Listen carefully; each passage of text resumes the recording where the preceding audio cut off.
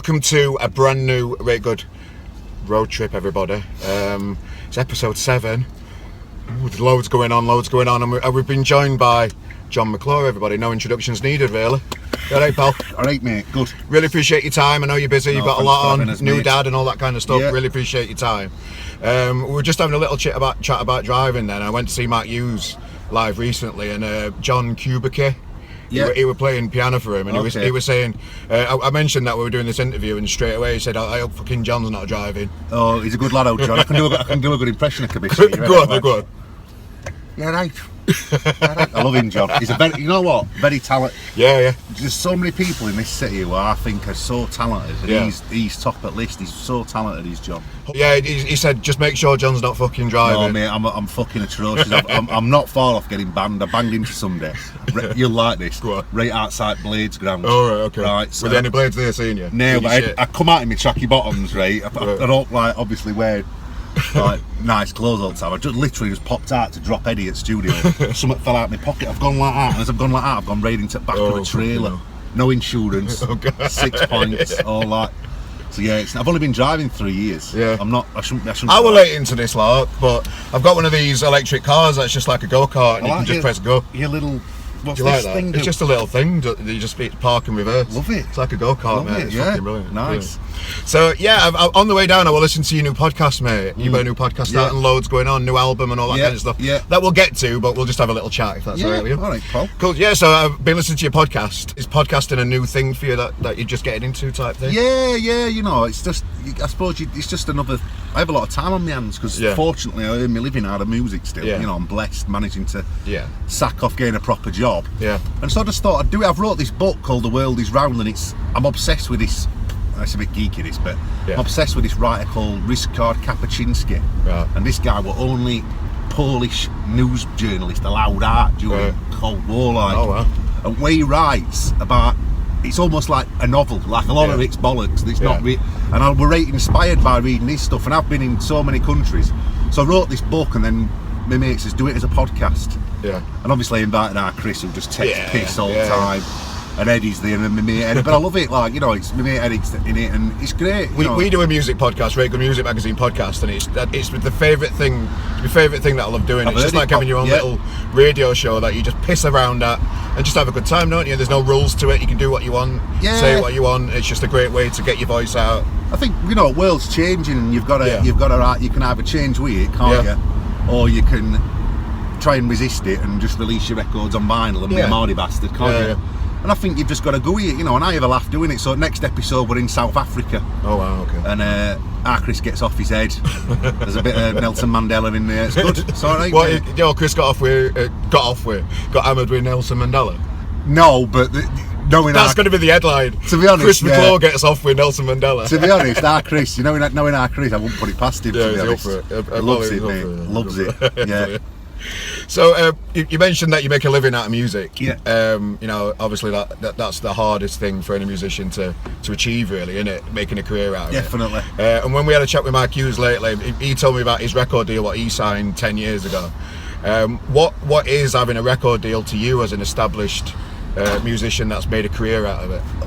I mean, it helps because you get a load of support on like marketing side and all that. But I suppose realistically we probably don't need a label, but they whack us a certain amount of money and we just take it and have an holiday, and now that's what we do. So we went to Jamaica, went to Thailand, and I think I've made a right art of like pissing it up against walls. You know what I mean?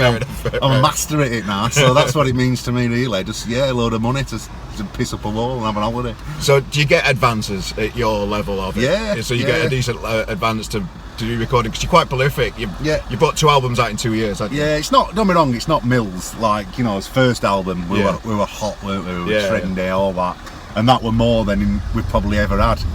But yeah, we still get a decent whack, and it enables me to live over at Ponsey side of town, because I'm from like Grenna, right, and I grew up at Stannington, north side of Chef. But because I live over like Hunter's Bar side, our Chris thinks I'm like a class traitor. Well, I had you down as S6. You sent me a postcode earlier, and I thought you were going to be S6. Mate, listen, I'd love to live over here, right? I'd be like... That misses that? Yeah, because she's Schools. It's not just that. My missus is from London, right? Oh, right, okay. And she basically wants to be in like 100 yards of a Greek deli for fucking hummus on tap. Okay, whereas I'm happy with a pork butty, you know what I mean? Like, so there's a bit of that like that. So do you have any tips for bands that are looking to making music, their career in music? Because it is the holy grail, it's the hardest thing to achieve.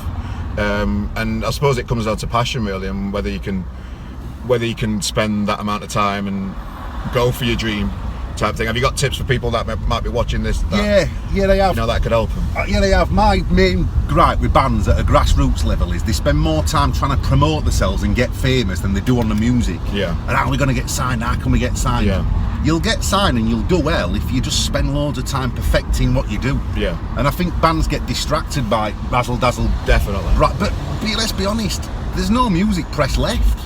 Yeah. There's none. Who's music press now? Who are you trying to impress? Yeah. There's hardly any labels. I just think do what you're doing. That's what Arctic Monkeys got right. Yeah. Like, you know, to use biggest example from this city, they just concentrated on the tunes. Yeah. And it just sounded mint. And I think, you know, bands concentrate on like trying to be PR people and all that, don't they? And it is, don't get me wrong, it is part of it, but if you're good enough, you'll do well anyway, I think. So it's all about the music first. Get the tunes out there before you start. I think so, yeah. Spending money on posh videos, even. I think, you know, once you feel like you're good enough, sound, but I think we have ourselves on, don't we? I mean, I've been in loads of bands and I'm like, I'm good enough, and then looking back, I'm like, oh, we were shit, we were proper shit, weren't we? So. Oh, I can remember promising my mum that I'm going to pay her house off. Didn't make it all. Proper let my mum down. And myself. My mother once said to me, I was working at Norwich Union at the time, right? And I used to chuck sickies all the time. I was shit. I just didn't want to work there, but obviously I had to get a bit of wedging and that. And my mother once said to me, you'll never make out out of this music world. And when I bought my house, I reminded her of it, and she was like, oh, you're wicked. How can you say that to me? I said, well, you said it to me. Yeah. But it's hard. Listen, music's hard. And I mean, Noel Gallagher said the other week, he said, if I were in a band now, he goes, I'd give up because it's starting out. Yeah. Because it'd be impossible. And I feel really sorry for youngs, because I could name you so many young bands who I think are brilliant. They really are. And for whatever reason, they're struggling to get anywhere. Yeah. You know, so it is difficult. But I think if you keep going and you are good enough, you will get there eventually.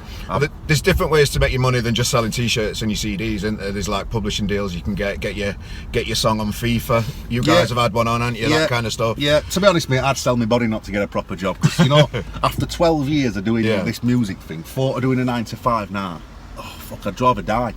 Honestly, I really would. Like, you know what I mean? There was a time when I've done all sorts of jobs. I've worked in steel factories, worked in call centre, worked in boozers, and I got a problem grafting. I work hard at my music, but you know, having to get up in the morning. Honestly, I'd chuck this any dog. I really would. Well, I've got a 9 to 5. I need one just to pay the bills and stuff. And on top of that, I just spend all my time trying to promote young bands through Reyt Good Music. I know you do, mate. Doing everything we can really, because I've got a passion for it where a lot of people don't have that passion. Well, you've been there, haven't you? So you know what it's like, and I think, unfortunately, there's a lot of people who get into music for wrong reasons, don't they? They like the idea of being in a band instead of like what it actually means to want to progress in a band. Yeah, and I think it's a vocation. I mean, you're still involved, I'm still involved. Yeah. We didn't. If you go into it wanting to be rich, you all right.